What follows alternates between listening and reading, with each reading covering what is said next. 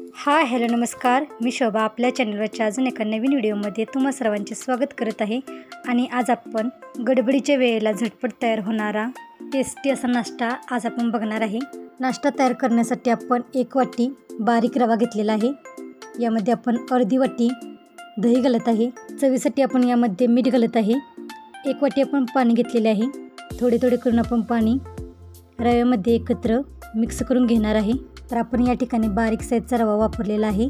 जर रवा मोठा असेल तर तो मिक्सरला थोडा फिरवून बारीक करून घ्या, किंवा असे मिक्स करून नंतर 15-20 मिनिटे मुरत ठेवल्यानंतर मिक्सरला बारीक करून फिरवून घ्या। पण मी या ठिकाणी बारीक रवा वापरलेला आहे, त्यामुळे मी काही बारीक करून घेतलेला नाही आहे, मी असाच वापरलेला आहे। 1 वाटी रव्यासाठी आपण 1 वाटी पाणी वापरलेले आहे। दही आपल्याला फ्रेश वापरायचे आहे। अर्धी वाटी आपण दही घेतलेले आहे।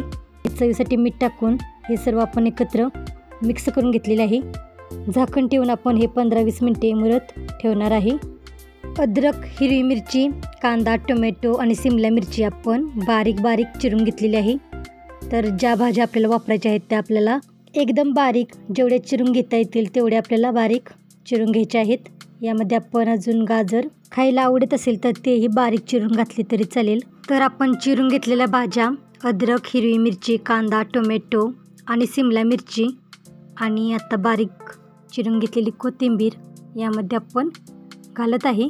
यामध्ये मी थोडेसे ऑर्गॅनो आणि थोडीशी चिली फ्लेक्स घालत आहे। यामध्ये तुम्हाला जर आवडत असेल तर हळद पावडर किंवा मिरची पावडर घातली तरी चालेल। यामध्ये आपण बेकिंग पावडर किंवा इनो वापरलेला नाही आहे, तर तुम्हाला जर जाळीदार उत्तप्पा हवा असेल तर तुम्ही यामध्ये इनो किंवा बेकिंग सोडा वापरला तरी चालेल, पण मी या ठिकाणी दोन्हीपैकी काहीच वापरलेलं नाही आहे। तर हे सर्व साहित्य आपल्याला चांगले एकत्र मिक्स करून घ्यायचे आहे। गरज वाटत असेल तर यामध्ये थोडेसे पाणी घालून एकत्र मिक्स करून घ्या, किंवा मिक्सरला फिरवून बारीक करून घेतले तरी चालेल। उत्तप्पा तयार करण्यासाठी आपण तवा गरम करून घेतलेला आहे।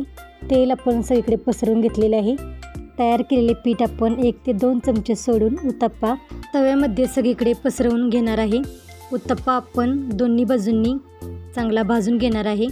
तुम्हाला जर डोशाप्रमाणे उत्तप्पा जर पातळ तयार करायचं असेल तर तुम्ही हे सर्व मिश्रण मिक्सरमध्ये फिरवून बारीक करून छानपैकी उत्तप्पा तयार होतील। तर अशा पद्धतीने आपण उत्तप्पा सगळीकडे पसरवून घेतलेला आहे आणि गरम तव्यामध्ये आपण उत्तप्पा भाजून घेणार आहे। तर आपण सगळीकडे थोडेसे तेल पसरवून घेतलेले आहे। दुसरी बाजूही आपण उत्तप्पा भाजून घेणार आहे। पलटी करून तव्यामध्ये आपण उत्तप्पा दोन्ही बाजूंनी भाजून घेणार आहे। तर अशा पद्धतीने आपण सर्व उत्तप्पा तयार करून घेणार आहे।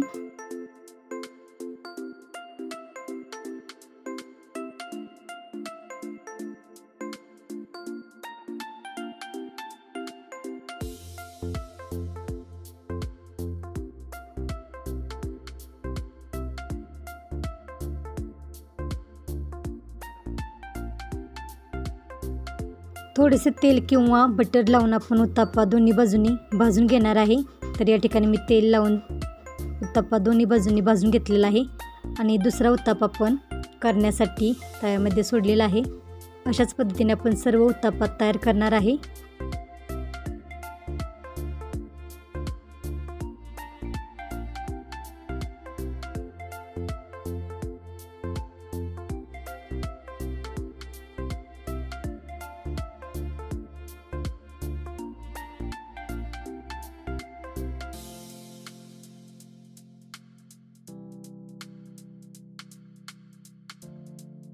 तर अशा साध्या आणि सोप्या पद्धतीने आपण उत्तप्पा तयार केलेले आहेत। तांदूळ डाळ न भिजवताही खूप छान पद्धतीने नाश्ता तयार झालेला आहे आणि हा नाश्ता चवीला अतिशय खूप छान आहे। हा उत्तप्पा आपण खोबऱ्याच्या चटणीसोबत किंवा टोमॅटो सॉससोबत सुद्धा खाऊ शकतो। तर अशा साध्या आणि सोप्या पद्धतीने टेस्टी नाश्ता तयार करा, खूप छान तयार होतो। तर आजची रेसिपी कशी वाटली ती कमेंटमध्ये नक्की सांगा। चॅनेलला अजून सबस्क्राईब केलं नसेल तर चॅनेलला सबस्क्राईब करा, लाईक आणि कमेंटसुद्धा करायला विसरू नका। आणि वेळात वेळ काढून रेसिपी पूर्ण बघितल्याबद्दल धन्यवाद।